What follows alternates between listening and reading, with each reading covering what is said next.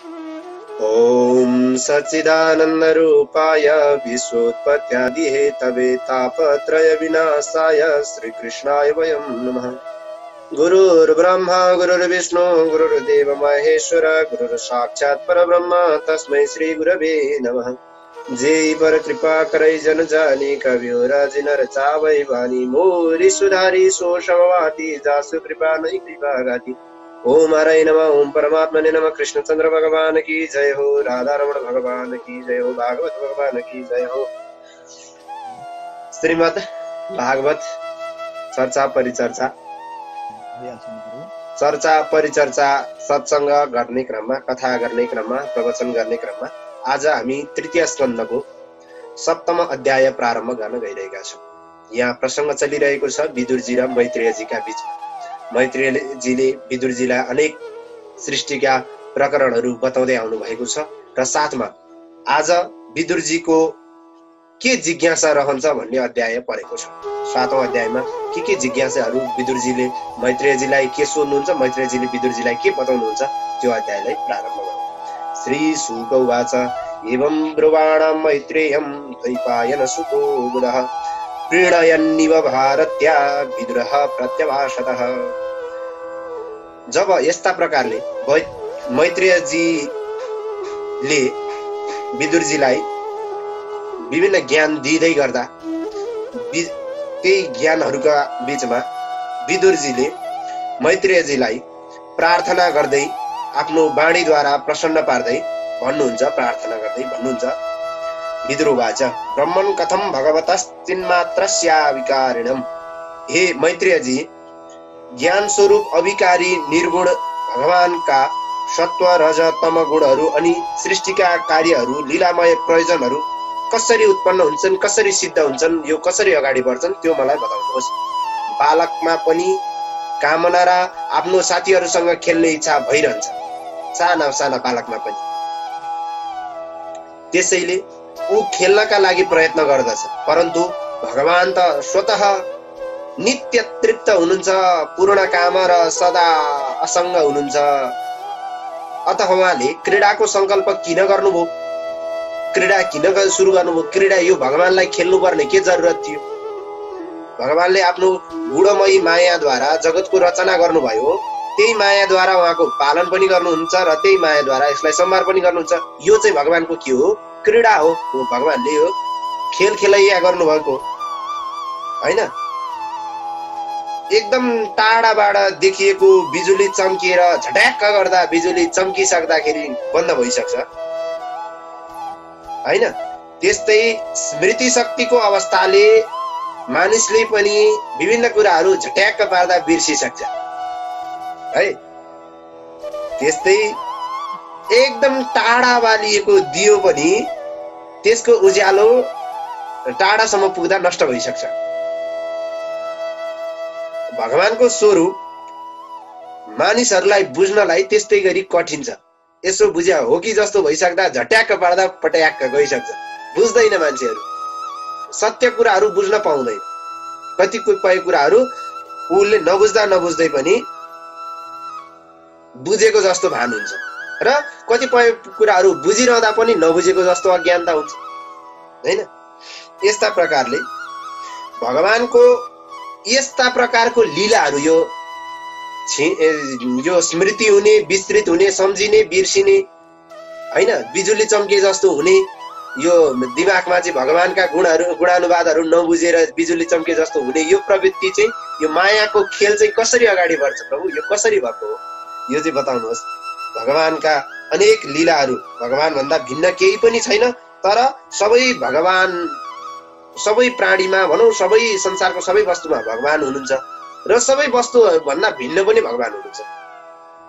जन्म मरणको चक्करमा नपर्नु पर्ने भगवान पनि हाम्रो लागि जन्म मरणको चक्कर देखाइदिनुहुन्छ। हामी त्यसमै भुलभुलैयामा भुलेका छौं।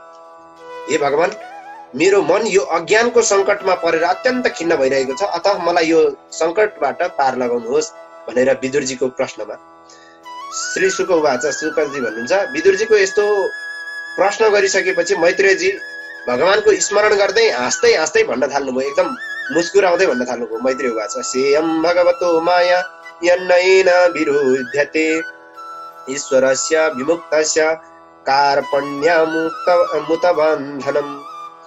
ऐश्वर्यशाली प्रभावशाली भगवान प्रभुको लीला नित्य मुक्त भगवानको नित्य बन्द नित्य मुक्त हुने चाहिँ खेल चाहिँ यो के हो मानिसमा चाहिँ यो भगवानको मायाको प्रभाव हो। माया भगवानको माया रूपी रिमोटद्वारा हामी नित्य बद्ध पनि भएका छौँ नित्य मुक्त पनि भएका छौँ। आफूले आफूलाई बन्धन सोच्यौँ भने बन्धन हुन्छ, मुक्त सोच्यौँ भने मुक्त हुन्छ। यो भगवानको मायाको कारणले भएको यो सबै खेल चाहिँ कसको हो?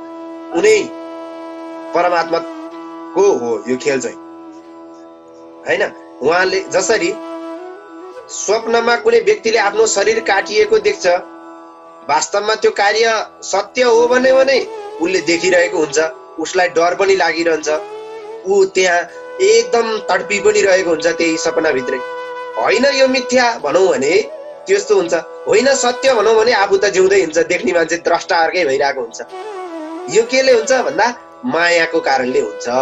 जसरी सपनामा आफूले आफूलाई मारेको पनि देखिन्छ, माथि बसेर सीसीटीभी क्यामेराले हेरे जसरी देखिन्छ, यो संसार पनि त्यस्तै हो।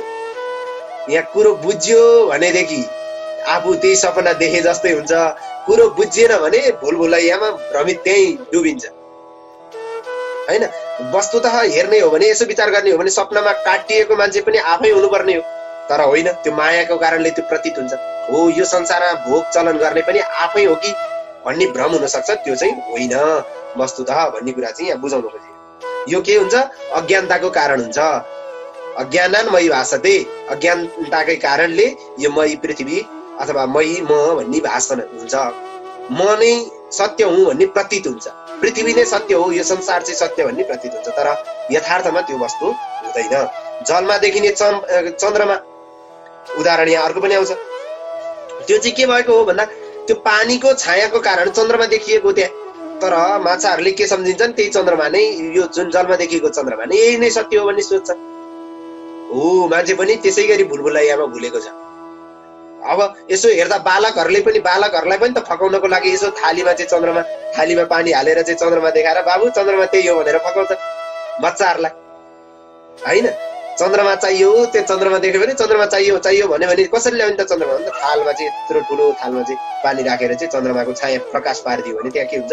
चन्द्रमा आएको प्रतीत हुन्छ, देखिन्छ। अनि बच्चालाई त्यही भुलभुलाइदिन्छ, उसले सोच्छ कि यही नै चन्द्रमा हो, यही नै आएको, त्यो बच्चा त्यही भुल्छ। माछाले पनि त्यो समुद्रमा भनौँ अथवा नदीमा भनौँ अथवा त्यो तलाउमा परेको चन्द्रमाको त्यो छायालाई नै चन्द्रमा हो भन्ने सोच्छ। हो मान्छे पनि यही संसारमा भुलभुलैयामा भुलेर यो चाहिँ सत्य हो, यो देखेको वस्तु सबै सत्य हो भनेर मूर्ख भएर बसिरहेको छ, तर यो हुन चाहिँ सत्य होइन। यो के हो? मायाको कारण हो। जबसम्म भगवानको अनुग्रह हुँदैन तबसम्म यो मायाले छोड्दैन, यो मायाले छोड्नेवाला छैन।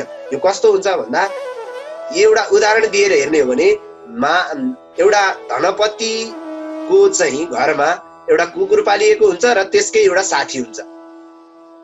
छोटकरीमा यो कथा बुझ्यो भने हामीले ईश्वरको यो मायालाई सजिलै बुझ्न सकिन्छ। धनपति भनेको संसारका मालिक, उनी ईश्वर जगतका मालिकलाई सम्झ्यो, मान्ने हो है। फेरि धनपति भनेर त्यस्तो भन्न खोजेको होइन, धनपतिलाई चाहिँ भोलिदेखि भगवान नारायणै सम्झेर पूजा गर्न थाल्नु होला, फेरि त्यस्तो भन्न खोजेको होइन, उदाहरण मात्र। अनि घरमा पालिएको त्यो कुकुर भनेको चाहिँ त्यो के हो? माया जस्तै हो, माया। अनि बाहिरबाट आउने जो आगन्तुक साथी भनेको चाहिँ को हो? जीव हो, हैन? जब त्यो साथी चाहिँ जो धनपतिको घरभित्र छिर्न थालिसकेपछि मायाले के गर्छ? खाऊ खाऊ खाऊ खाऊ ठोकिदिनु खोज्छ, लखेड्छ, भित्र छिर्न दिँदैन, अनेक गर्छ। हो मायाले पनि हामी ईश्वरपट्टि, हामी चाहिँ जीवहरू चाहिँ ईश्वरपट्टि लाग्न खोज्यौँ भने हामीलाई के गरिदिन्छ? त्यो मायाले लखेडिरहन्छ, मायाले छेकिरहन्छ, हामीलाई त्यो भित्र जान दिँदैन है। अनि जब त्यो धनपतिले चाहिँ भनौँ त्यो भनौँ कुकुर पाल्ने त्यो कुकुरको मालिकले चाहिँ है चुप लाएर बस, यो हाम्रै मान्छे हो, हाम्रो मान्छेलाई यसरी गर्ने हो, चुप लाएर बस भनिसकेपछि फेरि उसुरुक्क परेर छोडिदिन्छ उसले। हो जबसम्म ईश्वरले चाहिँ त्यो मायालाई चाहिँ ए यो मेरो मान्छे हो है, यसलाई नचला भनेर चाहिँ जबसम्म धब्बा लगाइदिनुहुन्न अथवा जबसम्म त्यो मायालाई भन्नुहुन्न तबसम्म हामीलाई मायाले छेकिरहन्छ अनि यो संसार चाहिँ सत्य प्रतीत भइरहन्छ। यो संसारै ठिक हो, यो त आफै सबै ठिक हो, यो सबै सत्य हो, यही हुन्छ। अनि भगवानको नाम जप्न थाल्यो भने अनेक विघ्न बाधा यहीबाट आइरहन्छ। त्यो के हो भन्दा त्यो कुकुरले चाहिँ झम्टे जस्तै हो। यहाँ त्यही कुरा बताउन खोजेको हो। यो उदाहरणले यो कुरा बुझ्नुपर्छ।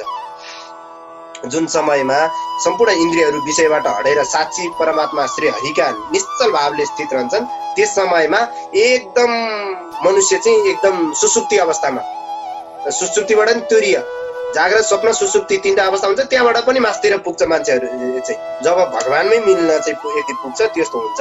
उसलाई चाहिँ कुनै राग द्वेष शरीरको माया मोह आदिले रोगले केही पनि छुँदैन।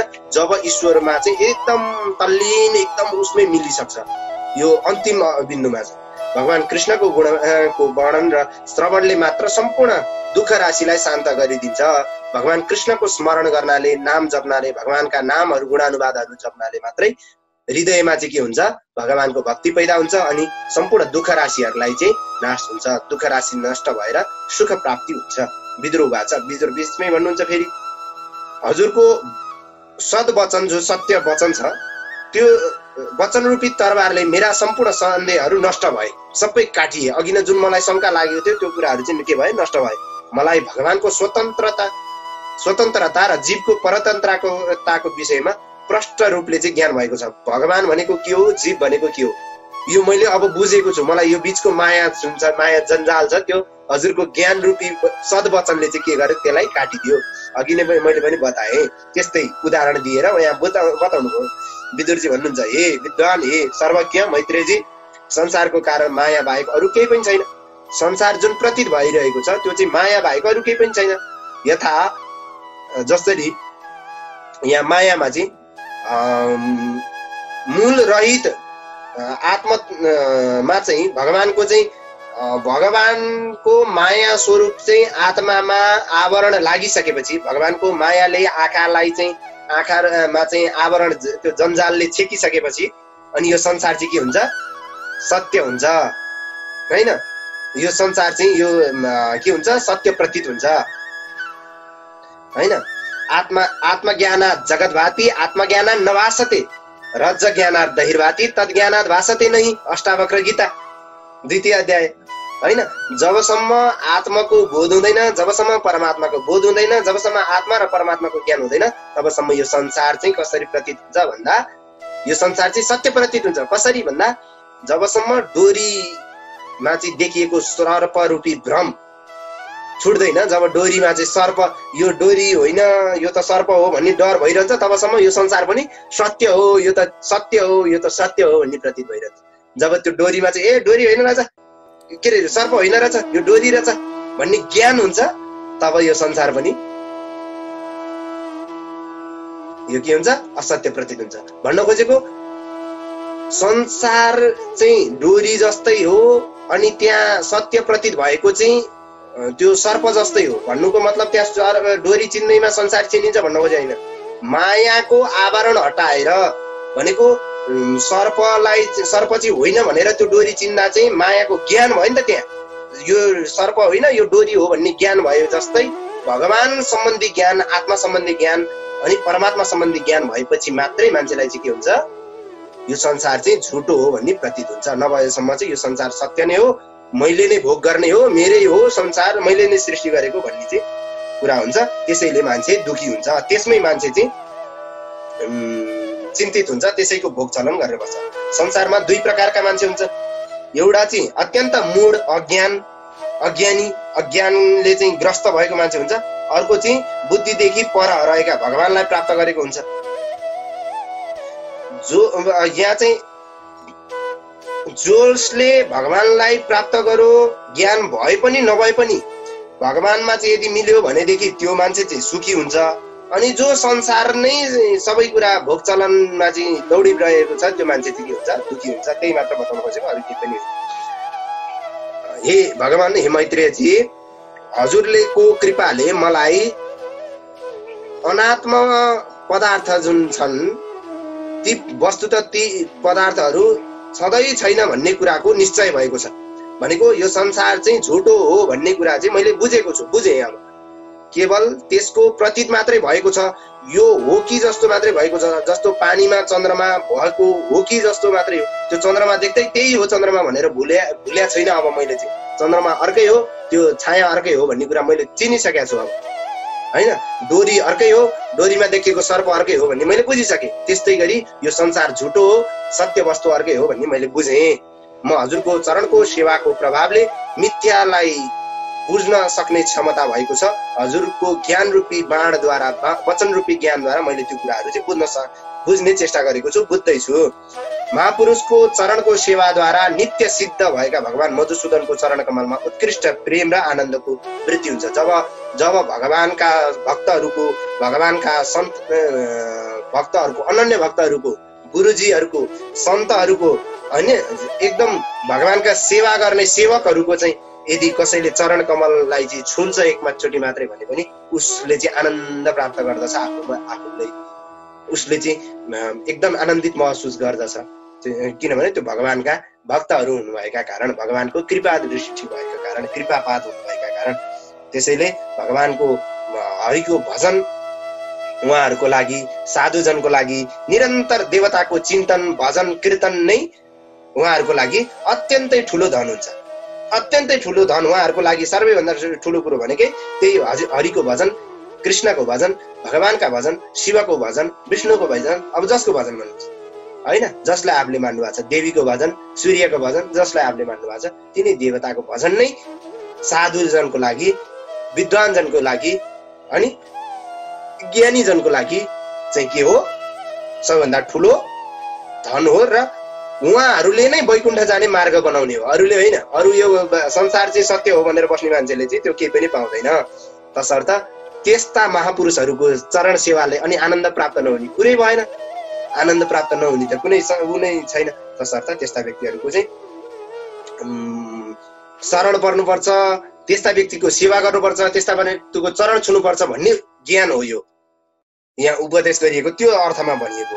सृष्टिका प्रारम्भमा सर्वात्मा भगवानले क्रमशः सत्व, रज, तम आदि गरेका गुणहरू, महत्त्व, अहंकार आदि गरेका कार्यहरू रचना गरेर तत्त्व पुरुष विराट स्वरूपलाई उत्पन्न गरेर त्यही विराट स्वरूपमै आफू गएर चाहिँ स्थित भएर चाहिँ संसार सृष्टि अगाडि बढाउनु भएको छ। प्रथम भगवानले चाहिँ यो सम्पूर्ण लोकको विस्तार गर्नुभएको छ, सबैमा आफै छिर्नु भएको छ, इन्द्रियहरू बनाउनु भएको छ, त्यसमा पनि आफै छिर्नु भएको छ, सम्पूर्ण गुणहरू बनाउनु भएको छ, त्यसमा पनि आफै हुनुहुन्छ र त्यसमा छिरेर पनि त्यहाँबाट टाढा पनि हुन्छ। सबैमा आफू विभक्त भएर बस्नु भएको छ। विराट पुरुषका विभूतिबाट छोरा, नाति, छोराका छोरा, पनाति आदि गरेका बन्धु बान्धवका हिसाबले चाहिँ अगाडि बढ्दै यो ब्रह्माण्डको सृष्टि चाहिँ के गरेको छ, अगाडि बढेको छ, चलेको छ। भनेको तिनै विराट पुरुषका सन्ततिद्वारा नै यो संसार सृष्टिमा कुनै न कुनै हिस्साबाट तिनैबाट चाहिँ अगाडि बढ्दै आइरहेको छ। विराट स्वरूप विराट पुरुष ब्रह्मा आदि प्रजापतिका पनि प्रभु हुनुहुन्छ। विराट स्वरूप भनेको ब्रह्मा आदि गरेका प्रजापतिकाहरू पनि मालिक स्वामी हुनुहुन्छ। विराट पुरुषले कुन प्रजातिलाई उत्पन्न गरे, कुन सर्ग, अनुसर्ग, मन्वन्तर आदि अधिपति मनुहरूको कुन क्रमले रचना गरे भनेर चाहिँ यहाँ गर्दाखेरि हे मैत्रेयजी, प्राणीहरूका वंश परम्परा, तिनका क्रियाकलाप मलाई चाहिँ बताउनुहोस्। पृथ्वीको माथि तल जे जति लोकहरू छन् ती सबैमा चाहिँ रहनेवाला पशु, पक्षी, जीव, निर्जीव आदि जति पनि वस्तु पदार्थहरू छन् ती सबै भगवानका गुणानुवादहरू हुन्, भगवानका सृष्टि हुन्, भगवानका लीला हुन्, भगवानका क्रीडा हुन्। भने ती सारा कुराहरू कसरी अगाडि बढ्छन् त, यो सृष्टि प्रक्रिया कसरी अगाडि बढेको छ त्यो चाहिँ मलाई बताउनुहोस् न त। भगवान हरिले सृष्टि गर्ने समयमा जगतको उत्पत्ति स्थितिलाई सम्हार कसरी भयो र अनि त्यो कार्य गर्नको लागि ब्रह्मा विष्णु महेश्वरको उत्पत्ति कसरी भयो, हैन, कल्याणकारी लीलाहरू कसरी भयो, लीलाहरूको चाहिँ वर्णन गर्नुहोस् न त मलाई। भनेको सृष्टिको प्रकरण, मान्छेसम्म सृष्टि हुने, हामीसम्मको सृष्टि कसरी भयो, हैन, मान्छे हामी जो बोलिरहेका छौँ मनुष्य सृष्टिसम्म कसरी भयो, अनि संसारको जगत स्थिति, सृष्टि स्थिति र पालन कसले गर्छ, उसको सृष्टि कसरी भयो, हैन। यहाँ म्यानेजरको हो, डाइरेक्टरको हो आदि इत्यादि कुरा हो कि अरू कुनै पनि कुरा होइन, नयाँ कुरा केही पनि छैन, हैन। शील, स्वभाव, गुण अनि वर्ण, ब्राह्मण, क्षत्रिय, वैश्य, शूद्र, हैन, गृहस्थ, वानप्रस्थ, ब्रह्मचर्य, सन्यास आदि आश्रम अनि ऋषि आदिको कर्म, जन्म आदिका कर्म, जन्म भए पछाडि के गर्नुपर्ने आदिका कर्म, वेद वेदान्तको विभाग, वेदान्तहरू कसरी भाग लगाए, वेदहरूको विभाजन कसरी भयो आदि सारा यज्ञको विस्तार, योग मार्गको विस्तार, ज्ञान मार्गको विस्तार हैन, सांख्य मार्गको विस्तार, यो तन्त्र मार्गको विस्तार, तन्त्र शास्त्रको विस्तार, पाखण्ड धर्मको कसरी विस्तार भयो हैन, मान्छेले चाहिँ नीच कर्मको चाहिँ सुरुवात कसरी गर्न थाल्यो। यहाँ प्रतिलोम भनिएको छ। यहाँ प्रतिलोम भनेको के हो भन्दा नीच वर्णको पुरुष र नीच वर्णको स्त्रीबाट हुने कार्यहरू तिनीहरू चाहिँ प्रतिलोम भन्छ त्यसलाई हैन। त्यस्ता कर्महरू भिन्न भिन्न गुण, त्यस्ता कर्महरू चाहिँ कसरी अगाडि बढ्छ, यसको गति कस्तो छ, यो गर्नु हुनुपर्ने के हो, यी आदि कुराहरू बताउनुहोस् हे प्रभु। धर्म, अर्थ, काम, मोक्ष यिनीहरू चाहिँ एकअर्काका विरोधी हुन् कि एकअर्काका सपोर्टर हुन् कि यिनीहरूलाई कसरी अगाडि बढ्ने, वाणिज्य, वैश्य वाणिज्य, व्यवसाय आदि गरेका दण्ड नीति, शास्त्र नीतिहरू के छन् हैन, वेदोक्त प्रमाणहरू के छन् हैन, सारा कुरा मलाई बताउनुहोस् न त हे मैत्रेयजी हैन। श्राद्ध आदि गर्नुपर्ने कर्महरूको विधान के हो, पितृकर्म कसरी गर्ने, देव कर्म कसरी गर्ने, ग्रह नक्षत्र ताराहरूको समय चक्र कसरी अगाडि बढ्छ, यिनीहरू कति टाढा छन्, यो कसरी अगाडि बढ्छ भनेको शिक्षाकल्प, ज्योतिष चन्द्र, निरुक्त आदि गरेका जति पनि सम्पूर्ण शास्त्रहरू छन् तिनीहरूको सार कुरा चाहिँ सोध्दै हुनुहुन्छ कि विदुरजी बाटो हुनुहुन्छ।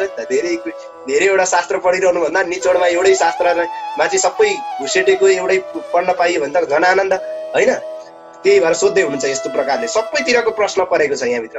दान, तपस्या, इष्ट कर्म, पूर्त कर्म के हुन् हैन, प्रवास आदि आपत्तिको समयमा मनुष्यको धर्म के हो, अन्य समयमा मनुष्यको धर्म के हो, मैत्रेयजीलाई चाहिँ प्रश्न गर्नुहुन्छ। धर्मको मूल कारण के हो हैन, जनार्दन भगवान स्वयं श्रीकृष्णको कुन आचरणले चाहिँ सन्तुष्ट हुनुहुन्छ, भगवानलाई के माथि भगवानले चाहिँ कसलाई अनुग्रह गर्नुहुन्छ, भगवानलाई केमा चाहिँ पाउन सकिन्छ, भगवानले कसरी चाहिँ खुसी बनाउन सकिन्छ, मान्छेहरूको हित कसरी हुन्छ, मनुष्यको कल्याण कसरी हुन्छ हैन। मनुष्यहरू चाहिँ आफ्ना घर परिवारमा इष्टमित्रलाई चाहिँ खुसी बनाउँदै चाहिँ त्यसमै खुसी हुँदैमा चाहिँ ऊ व्यस्त छ। ईश्वरलाई सजिलै खुसी बनाउन कसरी सक्छ उसले, समयको बावजुद पनि ती कुराहरू चाहिँ कसरी गर्न सक्छ, यी कुराहरू चाहिँ मलाई बताउनुहोस् हैन। प्रलय आदि कति प्रकारको हुन्छ, योग निद्रामा शयन भगवान कहिलेदेखि कहिलेसम्म गर्नुहुन्छ, भगवानका लीलाहरू के छन् हैन, सारा प्रश्नहरू यहाँ गर्दै हुनुहुन्छ। अनि जीवको तत्त्व, परमेश्वरको तत्त्व, उपनिषद आदि सारा ग्रन्थहरू, यत्रा धेरै ग्रन्थहरू छन् भने यिनीहरूका सार संक्षेप कुराहरू के हुन् हैन। अनि ज्ञान भनेको के हो, केलाई चाहिँ ज्ञान भन्ने, केलाई अज्ञानता भन्ने हैन। मनुष्यहरूले आफै भित्र चाहिँ भक्ति, ज्ञान, वैराग्य कसरी बढाउन सक्छन्, यिनीहरूको स्थापित कसरी गर्ने हो हैन। विद्वानद्वारा बताइएको ज्ञान प्राप्तिका उपायहरू के हुन्, ज्ञान प्राप्ति गर्न के गर्नु पर्दछ, अज्ञानताका कारण मान्छेको भित्री हृदय चाहिँ खुलेको हुँदैन भनौँ, भित्री चक्षु खुलेको हुँदैन हैन। म पनि अज्ञानी छु, अरू मान्छे पनि म जस्तै अज्ञानी कोही होलान्। ज्ञानीजनको लागि त त्यो कुरा चाहिएन, अज्ञानीको लागि चाहिँ बताउनुहोस् हे मैत्रेयजी। म लगायतका अज्ञानीहरूलाई चाहिँ यस्तो कुरा बताउनुहोस् हजुरले चाहिँ। हजुर किन, हजुर परम ज्ञानी हुनुहुन्छ, भगवानका परम प्रिय हुनुहुन्छ र मेरो पनि अत्यन्त प्रिय हुनुहुन्छ। त्यसैले यी कुराहरू भगवानका लीला गुणानुवादहरू जान्ने इच्छाले मैले हजुरसँग प्रश्न गरेको छु। त्यस प्रश्नको उत्तर मलाई दिनुहोस्। सम्पूर्ण वेदान्तहरूको सार, सम्पूर्ण तत्त्व वस्तुहरूका सारहरू चाहिँ उपदेश गरेर चाहिँ मलाई अभय दान दिनुहोस्, मलाई चाहिँ ज्ञान प्रदान गर्नुहोस् भनेर भनिसकेपछि शुकजी भन्नुहुन्छ हे जब विदुरजीले यस्ता प्रकारले मैत्रेयजीसँग पुराण विषयक सम्पूर्ण ग्रन्थहरू समेटिएका भगवतका परिचर्चा सम्बन्धी प्रश्न गरिसकेपछि ज्यादै नै खुसी हुँदै, अत्यन्त हर्षित हुँदै, मुस्कुराउँदै मैत्रेयजी भन्न लाग्नुभयो भन्नेसम्मको कथा श्रीमद् भागवती इति श्रीमद् भागवती महापुराणे पारमहंस्यां संहितायां तृतीय स्कन्धे सप्तमोऽध्याय 7औं अध्यायमा बताइएको, तृतीय स्कन्धको 7औं अध्यायमा यो गरिएको भगवत परिचर्चालाई यही पूर्णविराम गरौँ। ओम अस्तु परिपूर्णम। श्रीकृष्णार्पणमस्तु।